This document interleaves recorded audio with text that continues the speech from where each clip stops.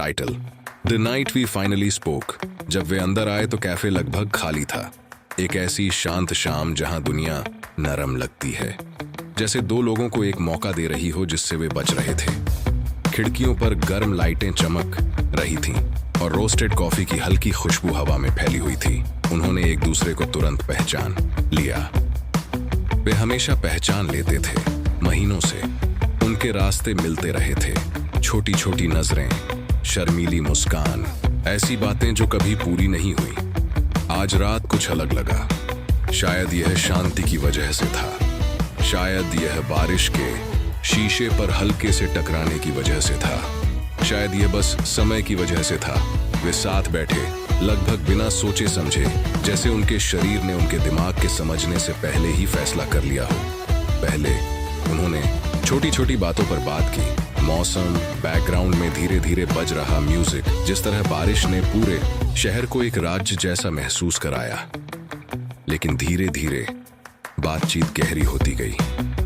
उनकी आवाजें नरम, करीब होती गईं। उनके हाथ टेबल पर रखे थे, कुछ इंच की दूरी पर, जैसे किसी अनदेखे धागे से खींचे गए हों।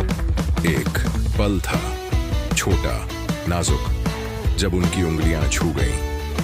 दोनों में से कोई भी पीछे नहीं हटा।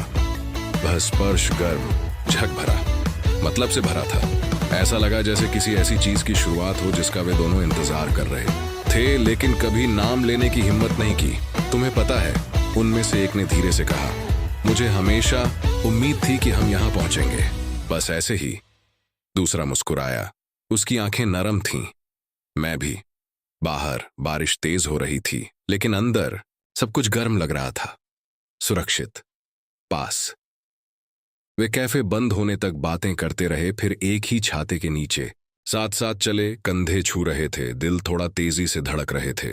रात की हवा ठंडी थी, लेकिन दोनों में से किसी को भी ठंड नहीं लग रही थी। जब वे उस कोने पर पहुंचे जहां वे आमतौर पर अलग होते, तो वे नहीं हुए। इसके बजाय वे रुके, इतने पास कि एक दूसरे की सांस महसूस कर सकें, इतने पास कि उनके आसपास की दुनिया धुंधली सी लग रही थी। मुझे सच में खुशी है कि आखिरकार हमने बात की, एक ने धीरे से कहा। मैं भी, दूसरे ने गर्मजोशी से जवाब दिया। ऐसा लग रहा है जैसे कुछ शुरू हो रहा है।